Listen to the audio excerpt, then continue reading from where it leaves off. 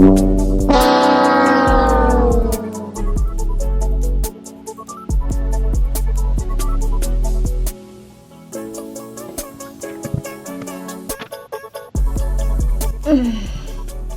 bilis guys ng pangyayari. Olats na tayo. Hindi pa ako nakakapag-intro ng ating day 9 ng funded journey. So ayan, na-SL na agad tayo. M1 entry lang to. Naiinip kasi talaga ako sa M5. Hindi ko alam kung bakit. Kasi M1 M1 talaga ako nag-trade. So sa mga susunod na upload ko siguro itatry ko pa na mag-entry pa sa M1. So ayan, yun nga lang, talagang mabilis. Pag talo ka kaagad. Pag panalo, okay din naman, mabilis din agad. So ayan, talo tayo for today ng 0.3%. So dalawang magkasunod na tayo na talo. Parehas 0.3%. Kamusta naman yun? So anyway, ayan, mabilis ang ating pangyayari, kaya baka magre-re-entry pa ako ng isa pa kung sakali mang magkaroon pa ng another signal na mag-sell. So, discuss muna natin bakit ako nag-sell. Ayan. Mapapansin nyo nito mga series of upload natin ay panay-sell kasi pina-follow ko lang yung trend. So, ang reason ko ay H1. Ayan.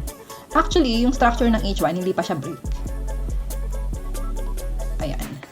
So, may low at lower low dito. Tapos, eto. Ayan. Nandito tayo sa FBG ng H1. Yung area na yan ay FBG. So, nag-intay ako sa M1 ng structure to sell dito sa area na to as confluence. But, ayan, sa kasamang palad tayo ay na SL. Pero since medyo, ay, wala. Since hindi pa rin naman na-break tong area na to, yan.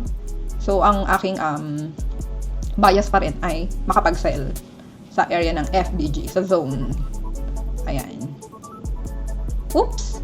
Actually may news ngayon eh. At 10 o'clock, baka ngayon pala ngayon pala nagte-take effect. 10:13 na. So, 13 minutes after release ng news, hindi pa stable ang market. Talagang uptrend. Oh, shoots!